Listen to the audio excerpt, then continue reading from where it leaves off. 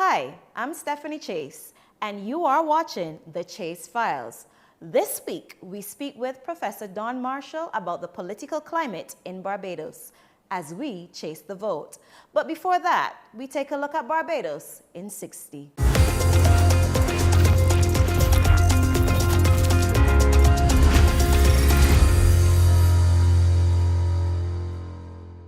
This is Barbados in 60 seconds. Barbados was listed among 75 countries which will see immigrant visas for the United States of America suspended. The U.S. State Department cited concerns that these individuals may rely heavily on public assistance. Tourist and student visas are not yet affected. The Queen Elizabeth Hospital was thrown into the spotlight not for exceptional care or service, but for patients lying and sleeping on the floor of the Accident and Emergency Department. The CEO denied allegations at that time, but real-time footage surfaced on social media, and what followed was a PR nightmare. As always, to save the day, Prime Minister Mia Motley stepped in and called an emergency meeting to address pressing issues. Only time will tell if anything will improve. Many are calling her the new face of politics. Tyra Trotman was vindicated when she won the nomination against Dr. Lynette Holder to represent St. Michael Central for the Barbados Labour Party in the upcoming general elections. In a move that shocked the entire country, Justice Pamela Beckles ruled that the elements of knowledge and belief had not been proven and ordered the jury to return with a not guilty verdict for former Calypso monarch Aziza Clarke, who was charged for assisting offender Hakeem Stewart, who was found guilty of killing Damian Trotman in Sheraton Mall in 2019. The man from St. Philip North, Michael Lashley, announced his intention to represent the city of Bridgetown, and his nomination went uncontested. So there you have it, from DLP to BLP. A new political party called Reform Barbados has entered the race to contest the upcoming general elections. Led by Steve Prescott, a British-born employment rights attorney, his intention is to recruit candidates to contest all 30 seats in Parliament. We wish him the best of luck. Well, by now you know that the bell has rung and elections will be called on February 11, 2026. Until next time, I'm Stephanie Chase and this is Barbados in 60 Seconds.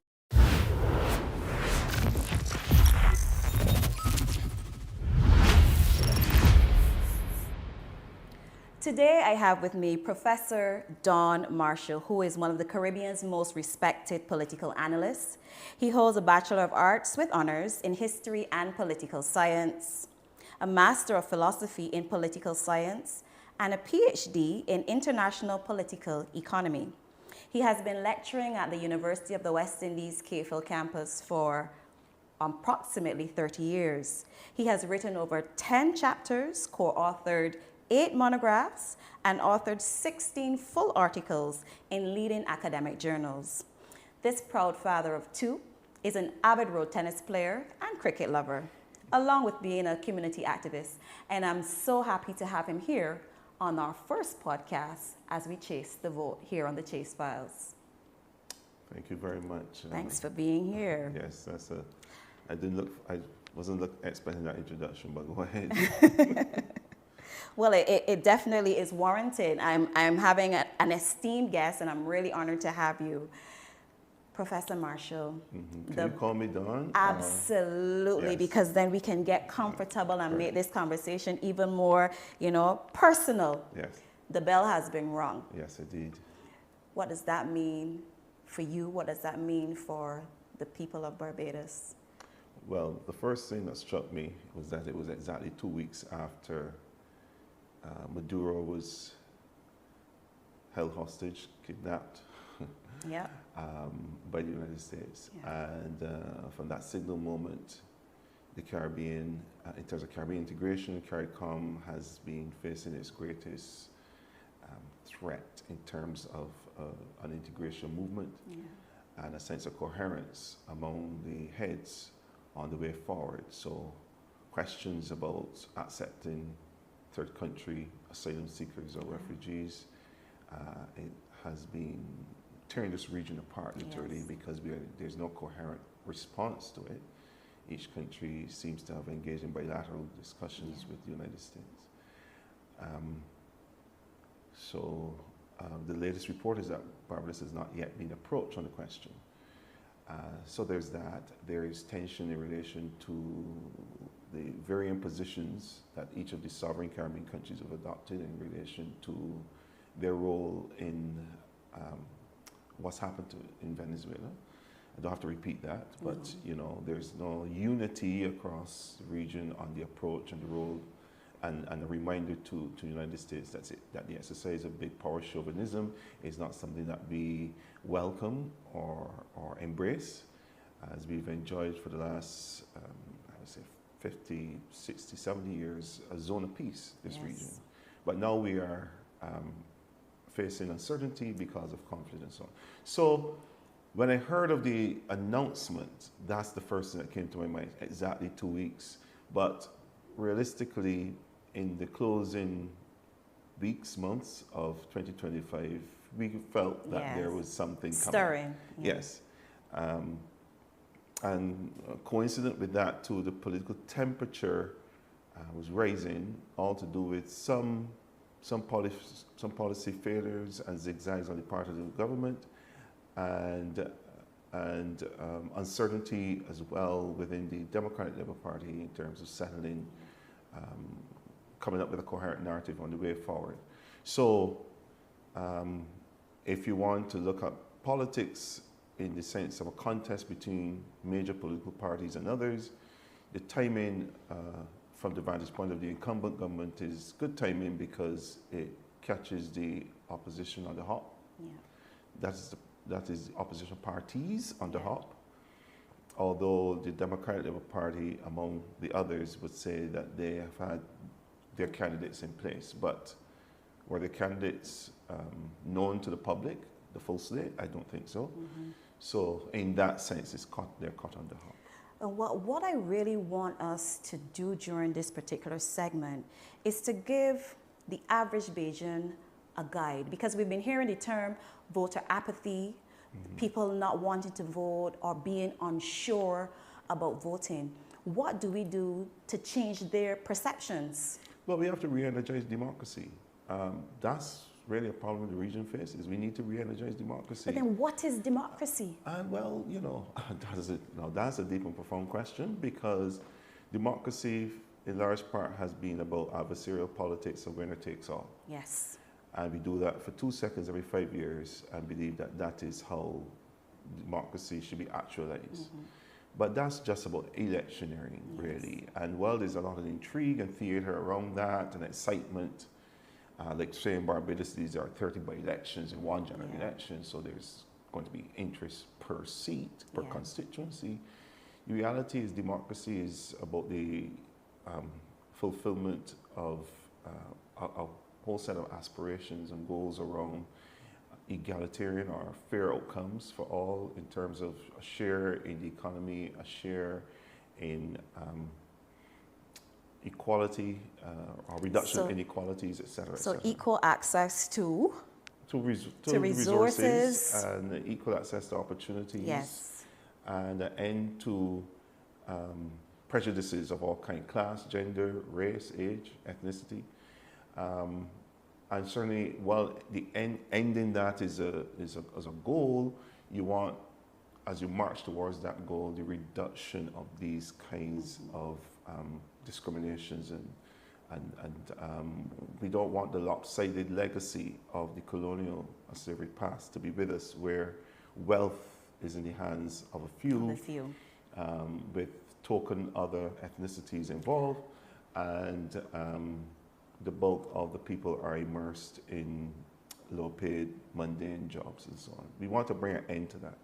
And the thing about that is, you said we want to bring an end to that, but it also seems when we make progress, there is always something that happens, whether it's internationally that affects the country, that makes us take 10 steps back, because we make progress, but then we are hit with all of these taxes when we're trying to hold our head above water. So how do we circumvent? Is there any avenue that we can go to, or, you know? Well, you know, the real challenge is in any country, since you operate within a world context, a world development context, You know, I would tell students quite often, you may mention 30 years that I've been doing this. I didn't know it was that long. I don't like to count like that. But, you know, you tell your students, look, no country is going to experience long-run successful development episodes outside of a permissive world development context. So no man is island, basically. Yes. So you're not going to, Barbados is not going to come up with growth policies and so on outside of a context that facilitates you know, prosperity and so on. So you get a COVID, and the government had to navigate how we, you know, survive in that COVID environment. Then we had the volcano. Then we had the volcano. And then after that election in 22, we come into post-lockdown, a post-lockdown world and recovery. And then we are in the middle of a Trump quake, Trump 2.0. Yes. And with that global uncertainty, you would have shocks affecting our economy, our fragile economy. Now, this is not to just simply say that we cannot navigate globalization because of the external shocks. It's to say it is up to us to build resilience, strengthen our resourcefulness, and thoroughly and critically examine the role that we are playing in building out that resilience. And this is where elections could be won or lost, depending on the consciousness of the masses of those that are voting. Now, you asked about voter apathy. And I said to you, we need to re-energize democracy. It's called a silly season for a reason. It's not a cliche.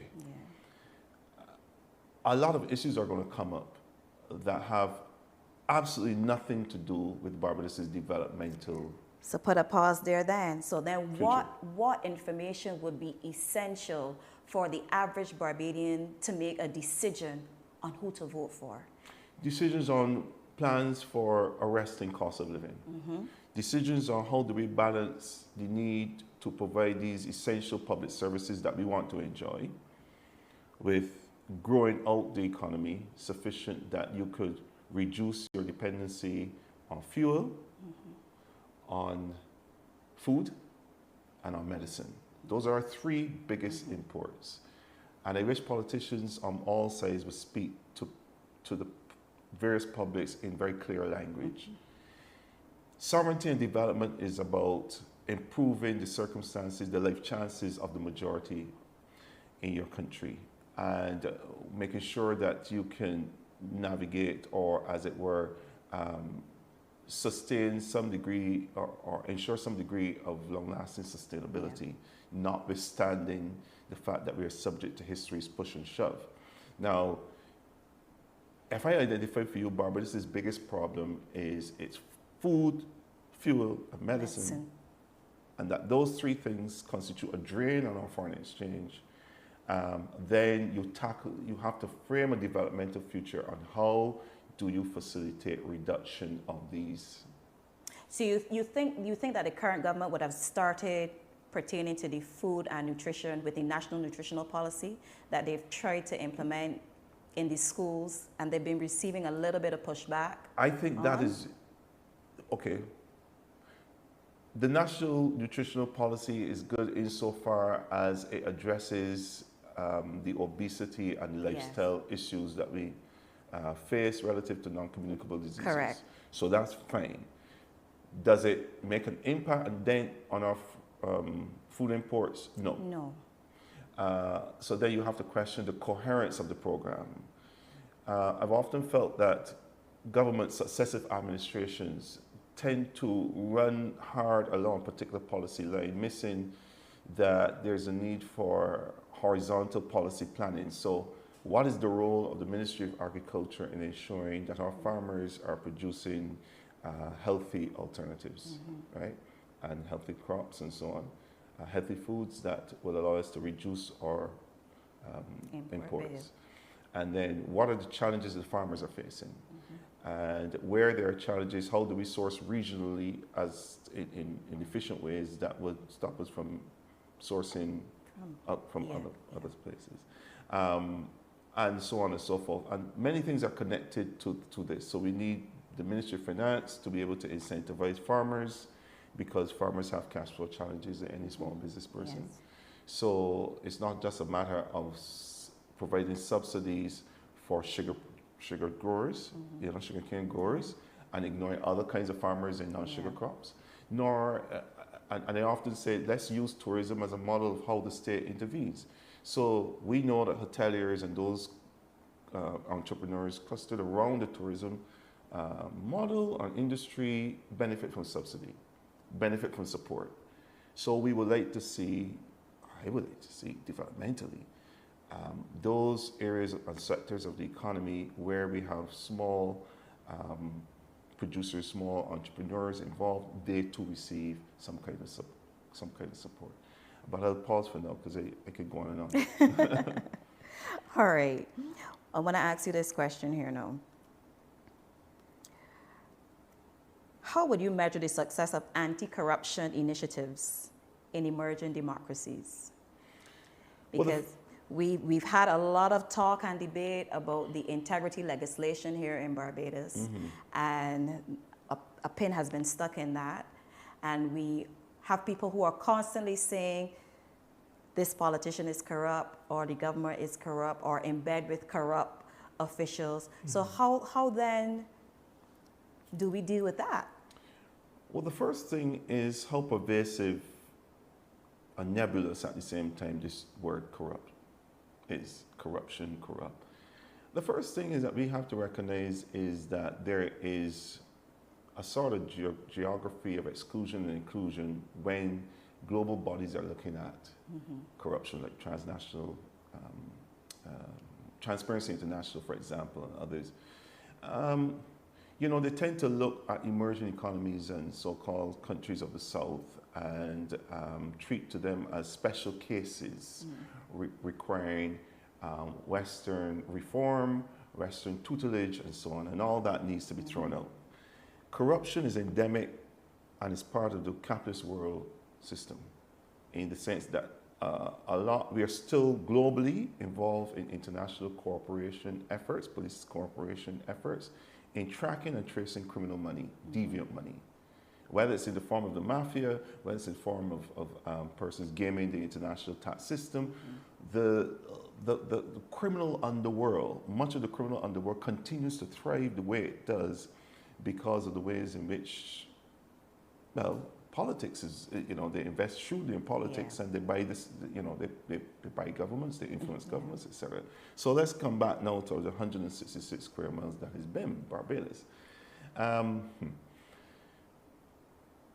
nasty habit has developed where successive administrations, in the brief time that we've had independence, have thrown around that charge, and then when they come to office, rather than act on the so-called evidence they say they have, that's tucked away. So we know that it's a accuse and giggle game amongst the political class. It's all a game. And the electorate needs to know that this is part of the rhetorics of trying to persuade them to act morally or express moral outrage in the booth. Yes. So you're going to express moral outrage because this government is corrupt. Yeah. And then you're going to get a situation where some of those that were labeled corrupt then are part and parcel of the national effort. That's right. They get all the contracts after being accused, during the election campaign of being, we won't go there, but yeah. I think really what we need to do are two things, that we should be focusing on. Campaign finance reform, and the question of just a lot more transparency in the spending of public monies. So you think then that in terms of campaign funding, we are right now in the smack of election. And you're going to witness a disparity. So do you believe that each political party should disclose at the end who is funded and how much they have spent in funding? Yes, because it improves equality, democracy, and accountability. And you think they'd be willing to do that though? Not really. Like, for example, I think when we go into this election, as much as pundits I am not a political pundit. I don't get in the business of trying to predict elections. Let me just say what I do. The way I exercise my role as a professional and as a scholar is that I seek to try to provide an appropriate education to public affairs, and I also try to analyze and offer critique and alternatives where possible. So, for example, if you ask me what would be the likely outcome, I would say to you that at the moment it's trending definitely in favor of the incumbent government. And there are a lot of factors explaining that. But if you take that to mean that I am in a congratulatory mood, a posture in relation to the government, and a condemnatory mood in relation to all opposition, no.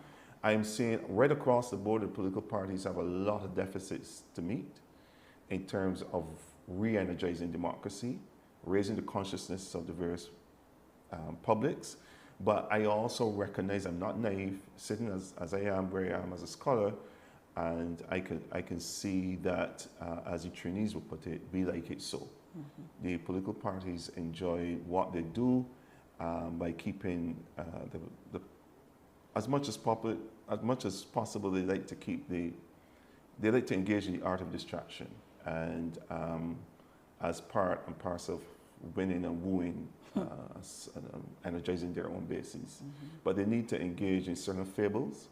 They need to lay nostalgic grounds to be believed in about how great they are, how great they're going to be if elected.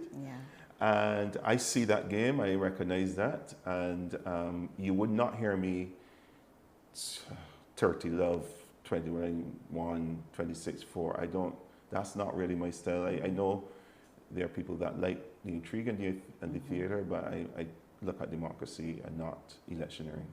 How can social media be used or misused to clarify the quality of a candidate? I think because all of them are on social media. They all have yes. their social media pages, their presence. They have social media managers who post for them, who follow them around. You sometimes see them with the mainstream media or media houses, and then in tutus everything is online, and it looks as though they're working. It looks as though they're busy, but then we have the very same people in their constituencies who come online and they say, I don't see this person. You like photo ops. So where have you been all this time? Yes. To be fair to the politicians and all those that are working right now, busily canvassing this, they try to reach every house, and sometimes is it practical though? Because I sometimes feel like voters have unrealistic expectations of their MPs. I think that's because, getting back to the politicians again, they have encouraged a transactional culture.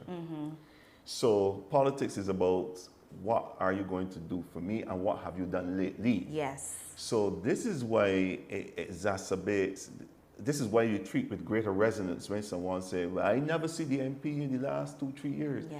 That is a problem in transactional politics. That the political class has created for themselves. They've created it. Because that is code for saying, you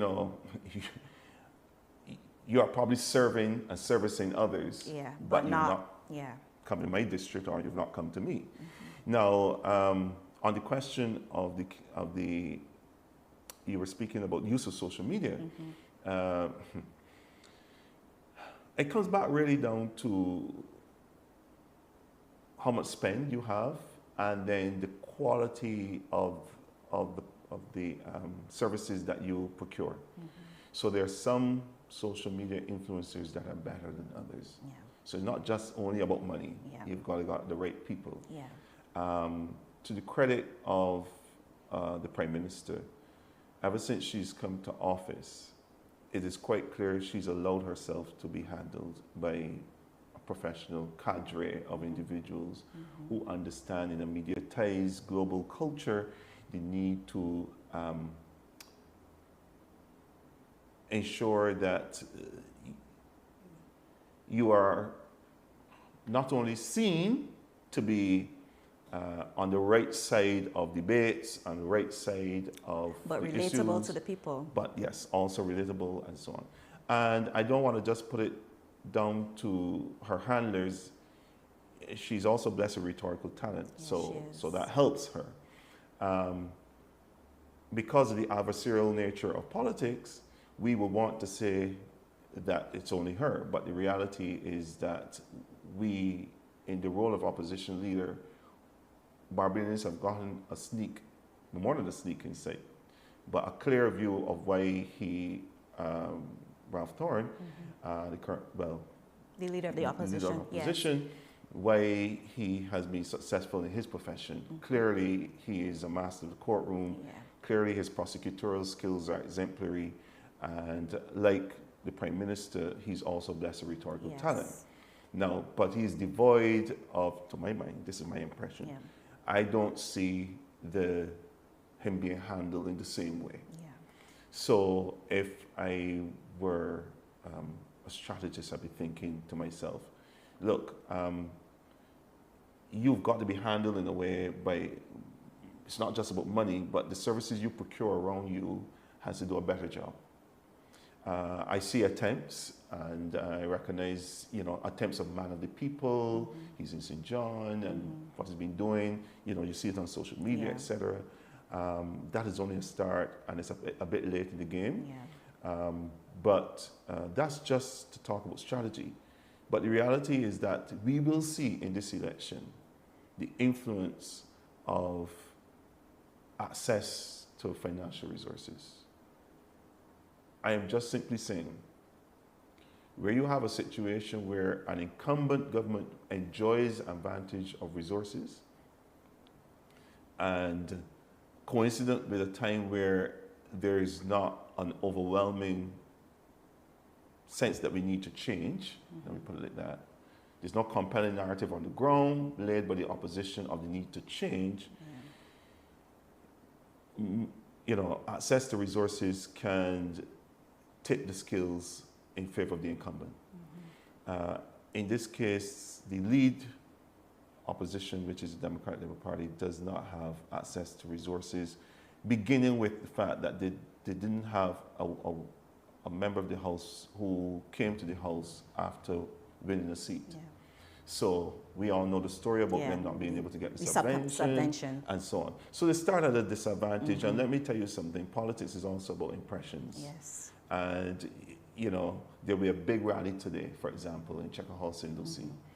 I don't think any of the rallies that the Democratic Labour Party, Friends of Democracy, there's another Reform Barbados. I don't think the new National Party led by Kemar Stewart.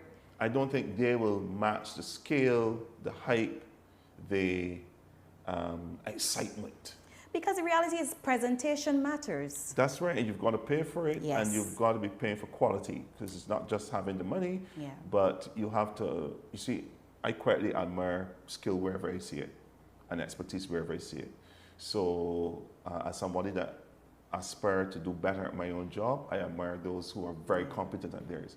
And I see the handlers of the Barbados Labour Party, and I respect what I see. I wish so for the institute that I head, that we can be better at marketing and so on. But it comes down to resources, and we know the university is tight with their resources. I know you mentioned resources, but it also has a lot to do with, in my opinion, your willingness to let go and trust the handlers. Yeah, trust your circle to do what's in your best interest. So it's about everybody having the same shared vision and long-term goal. So when you share the vision, you are willing to let go and let them take over without having to micromanage or, stuff like that. So that leads me to a question.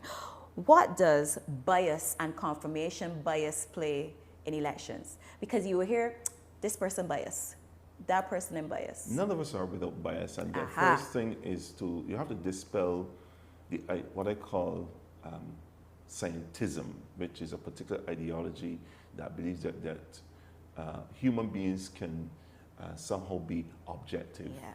We human beings are subjects with subjectivity. I like that. Right? So we all come with a bias. Yeah. Right? So, but it is, I often tell people, listen carefully to what someone is saying and the evidence that they will marshal to support what they're saying, and just leave it there. Don't try to guess at their motives or the bias or so on, because then you get into a messy, woolly area. So, I am not without bias. I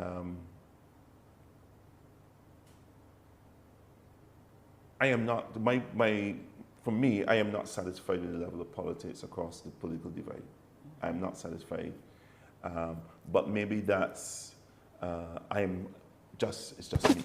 I am not. If I had the wherewithal, I would run as an independent and launch my own campaign and do, if I was holding the cash that Ross Perot in the United States has, I would probably do something like that and try to add my bit to enliven consciousness around what democracy and development ought to be about. But, so there goes my bias.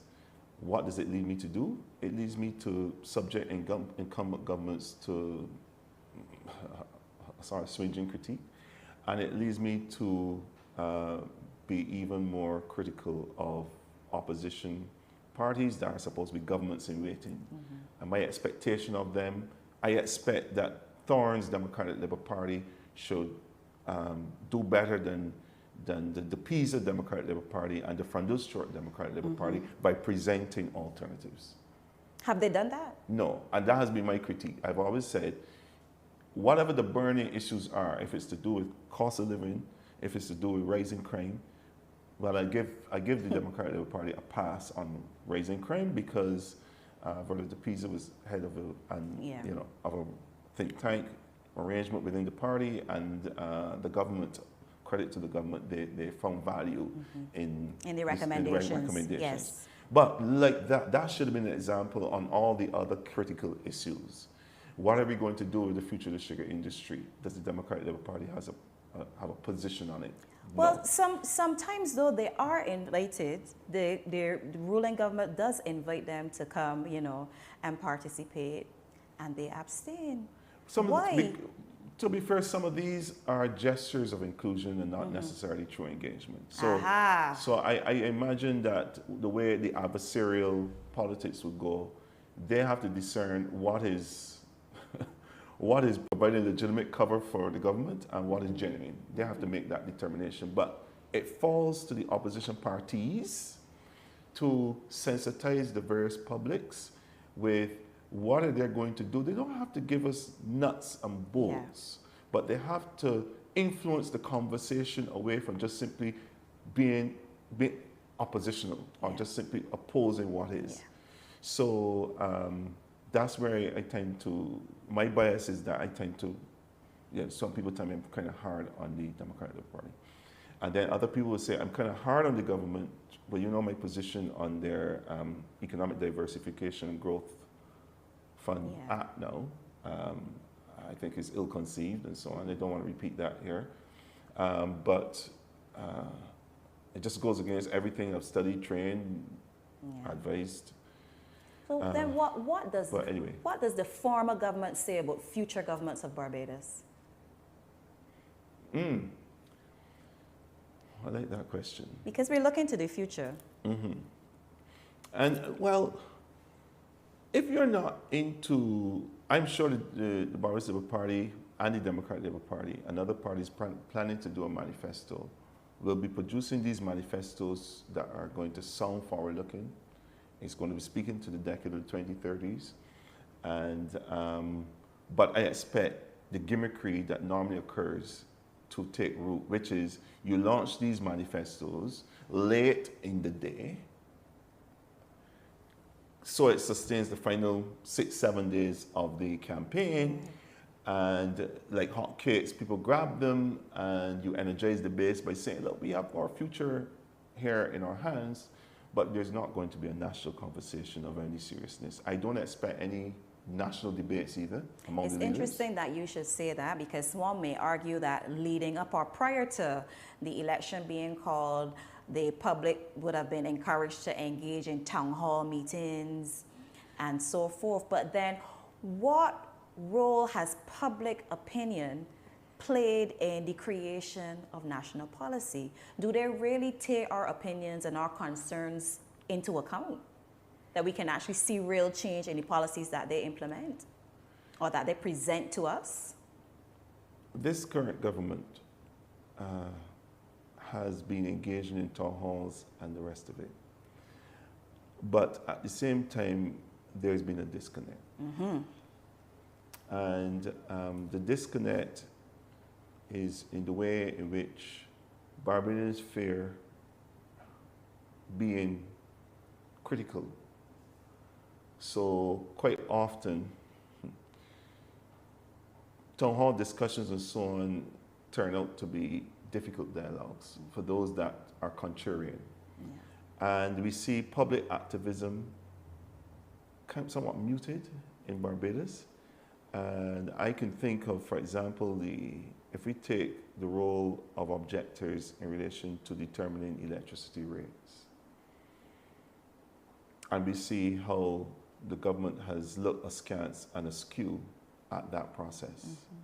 It makes you wonder, well, why aren't the views of those who are expert and informed not incorporated? Last December, I mentioned the Economic Diversification Bill and so on. That was passed.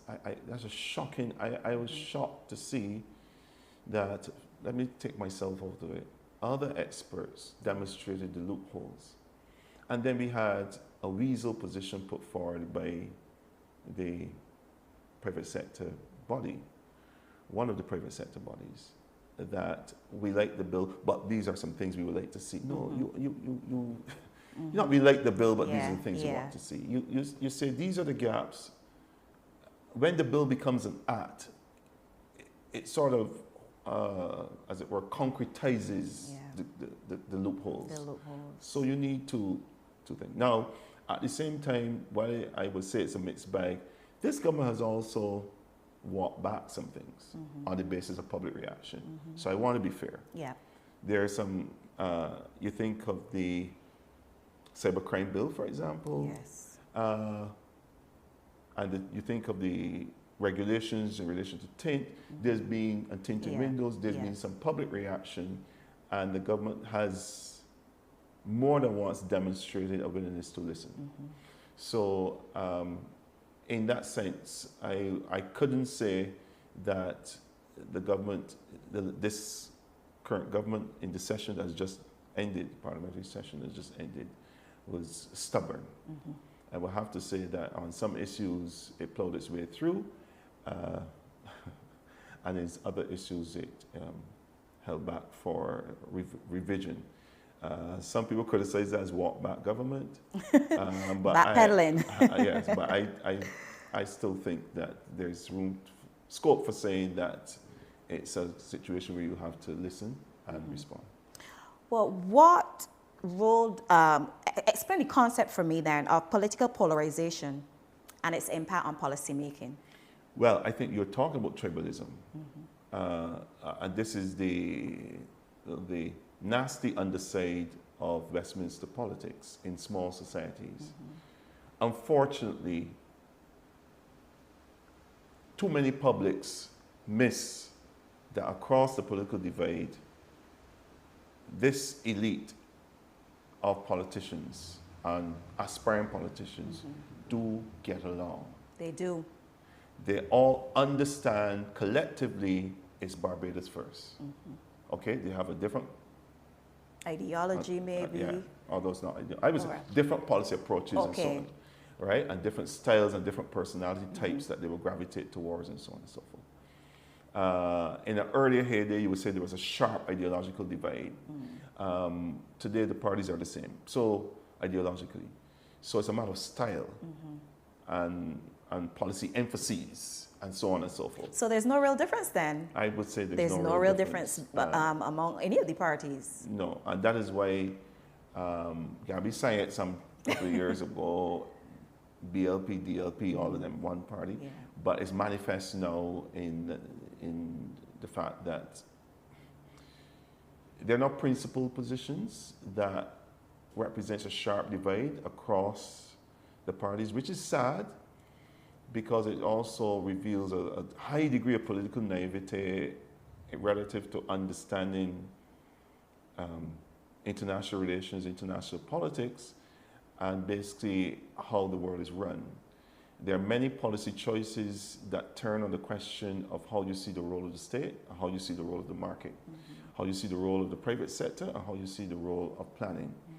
And this blasé, naive pragmatism will not do it. It leaves you subject to capture by international development agencies and discourses that say this is the way to go, and you steadfastly go down that road, leaving all the issues that decolonization promised and that decolonization threw up unanswered. And one of the key points about breaking away from Britain and forging our own path was that we were to give rise to a new economic class. That has not happened. The same old folk that enjoyed disproportionate share of the wealth and influence in society maintain today, with a few others that have accommodated themselves well. So,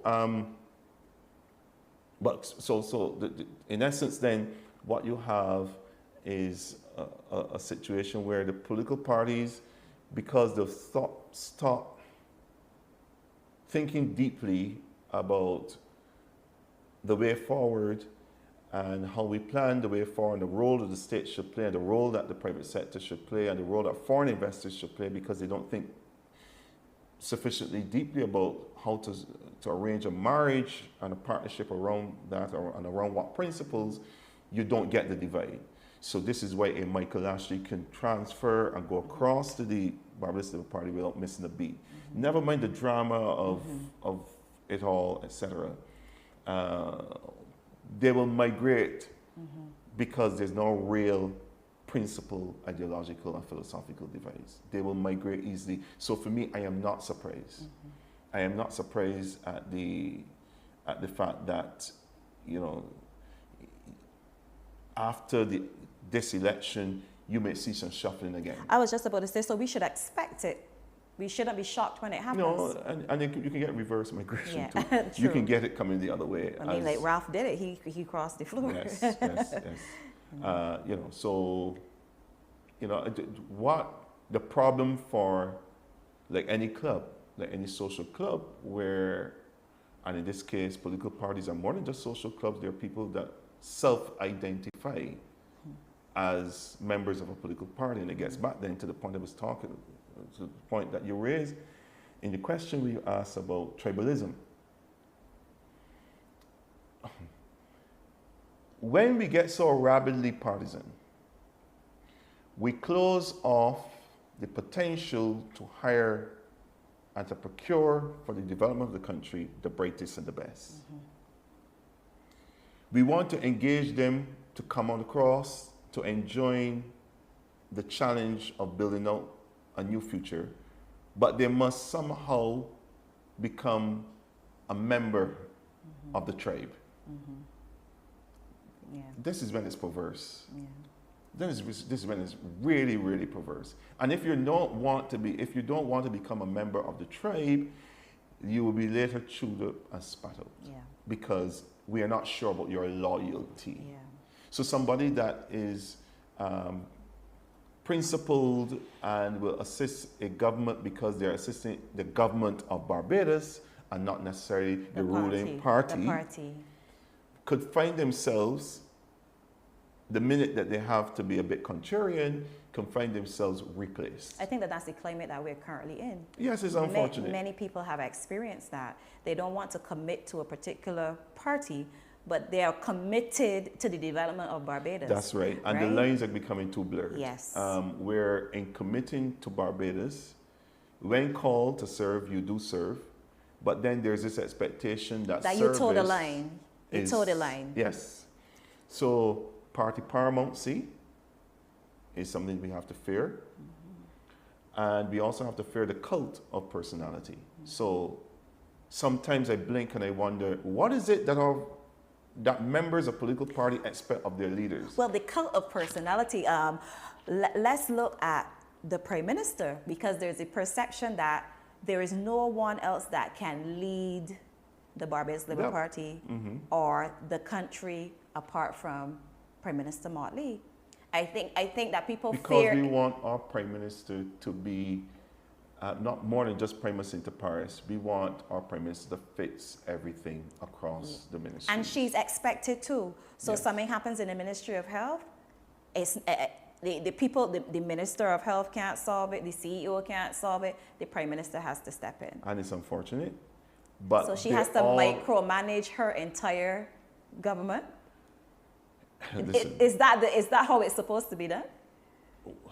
it is how we like our It's how we Prime like it, Ministers. okay. And I think it is also, and too many of, I've seen previous Prime Ministers behave in this manner.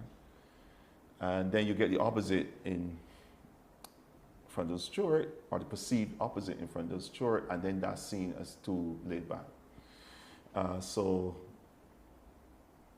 Thompson in the brief time, Prime Minister Oynath in the brief time, Prime Minister Adams, Prime Minister Barrow, in the brief time, in the times that they were in office, one of the things that we liked is the fact that the Prime Minister was on top of everything, right? I think we like that. Maybe small societies and be with easy social contact. You see the Prime Minister in the supermarket, and Yeah. we ask the Prime Minister not about those things that fall within the Prime Minister's portfolio, Yeah. but we ask him about energy, or we ask him about cost of living, we Yeah. ask him about things, and him or her, and they have to respond. Because too often politics, well, an election could be won or lost on the leader. But I want to say this. On the cult of personality, we are dangerously close to that. And maybe that is why the political parties do not reflect philosophical positions, or do not have to think deeply about the role of the state in development and the role of private sector in development, those sorts of issues. They don't have to think about it deeply, because the party faithful will rally behind the leader. The leader. And any thought leaders within the political party that show, as Bajans would put it, show self, show up the self, might be perceived mistakenly as rivaling the leader, and need then to be put in line. So then, and it sort of baits the worst kind of instincts in human beings. So suddenly there's a whisper in the air. Not that our prime ministers are insecure, but they're secure within themselves. But there's a whisper in the air, watch so and so, a rising star. Yeah. But he's a rising star, or she's a rising star because of their competencies. Yeah. But we want our leaders to dominate political parties. Think for them, act for them, and then worse, and I say this for me, professionally, I don't quite enjoy election time. I Why? don't quite, sitting where I sit. Okay. Because I meet too many rabid party supporters on both sides. Yeah. You cut them and you see the political lines coming through their veins. They don't think with their imagination, they think with their party identification. Yes, they do. And they see anything that I say that might pinprick their narrative as posing a threat. Now, I know that if for some it's posing a threat, for some they have their material stakes mapped out on the success of the campaign and the party. Yeah. So they don't know how to listen without being viscerally offensive if they think that you're not lining up. And so you get people aggressively asking you won't vote? Or who you think is going to win? And the way in which they're doing it, I know, I am familiar with the Barbadian personality. Some of it is You're being polite. You're being polite. But some of it is really to, I don't know, try to see how you're thinking and so on. But the reality is that it's too many that want to audition for acceptance by the leader of the party and by the chief persons in the party, tend to engage in gossip mongering, tend to engage in some nefarious acts, and tend to do what they think is the bidding of the party and the leader, that may surprise the party and the leader themselves. They go too far. They go too far. In their house-to-house canvassing and the things that they do, they go too far. And it don't just bubbles up to the surface when you hear about posters being ripped off or pulled down and so on, but it's much deeper than that. And we live in a Barbados where because of gun violence and rising tensions associated with fear of crime, I wish that the adversarialism, the adversary nature, be dialed down a bit. I wore this shirt thinking of the color. I have other clothes. Yes. During this time, I do not wear red. Yeah, because blue, people will associate you or with yellow. being a member of Yes. the ruling party. So, or the opposition. Yeah, or the opposition. Soon, S with S. Or as I revealed earlier, my sort of distance.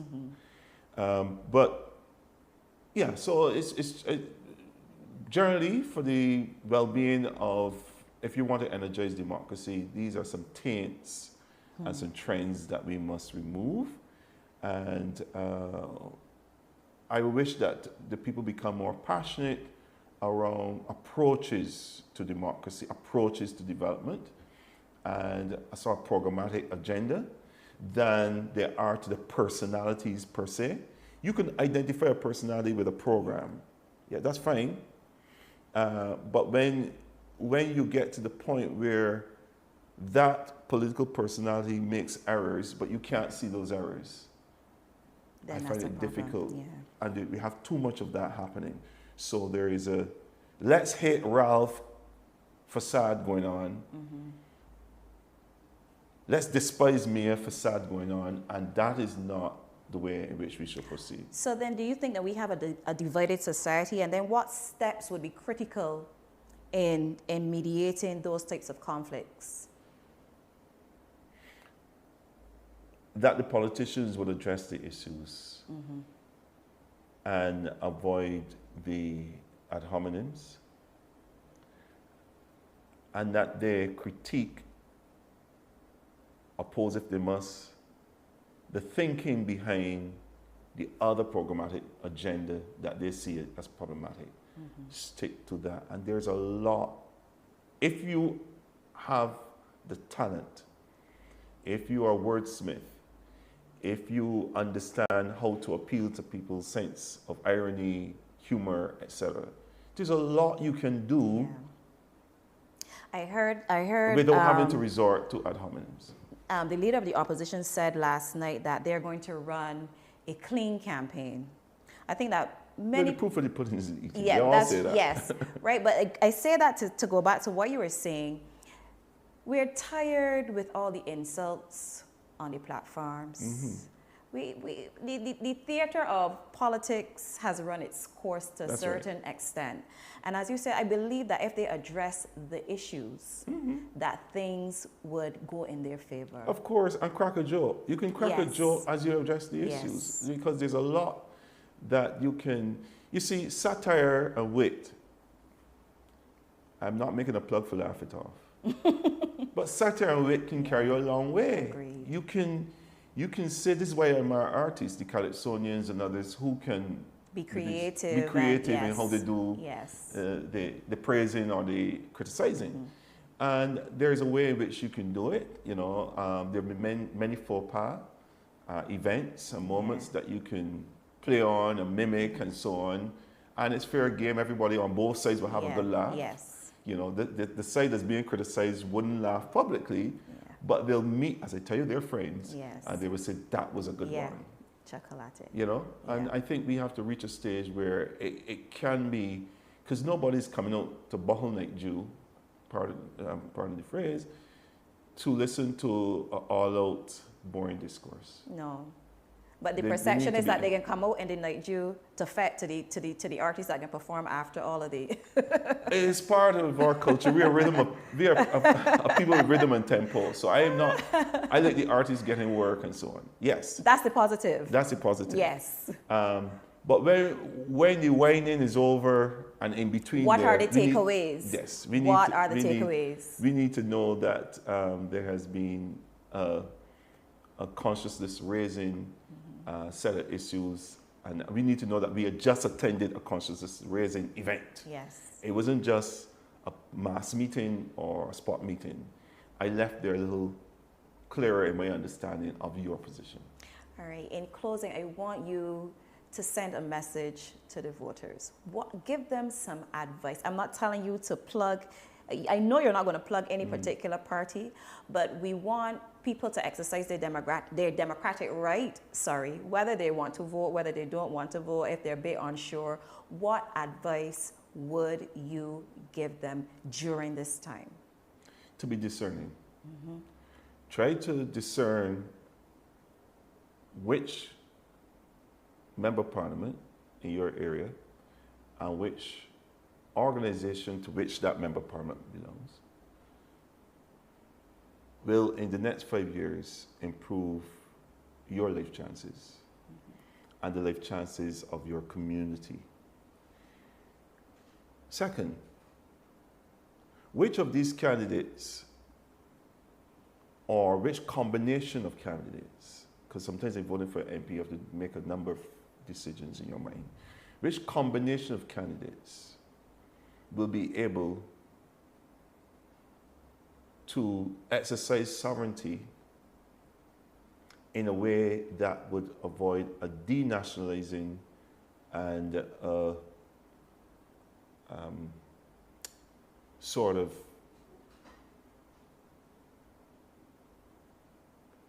it's not just denationalizing, subordination. How will we avoid subordination under Trump 2.0?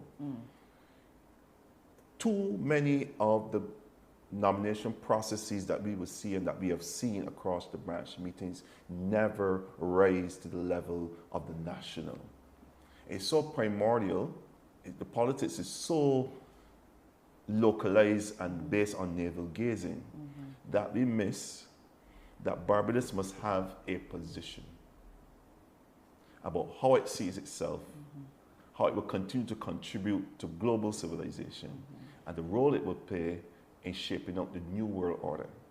I think that the Prime Minister was on that She has been on that for strap with the quite, climate change, climate resilience, you know. and she has to be clever enough, and her advisors have to be clever enough to know that with the United States withdrawal of 66 international bodies that treat the issues of climate, human rights, migration, and the rest of it, that how we engage in coalitions of the willing around climate and those other issues I just list matters.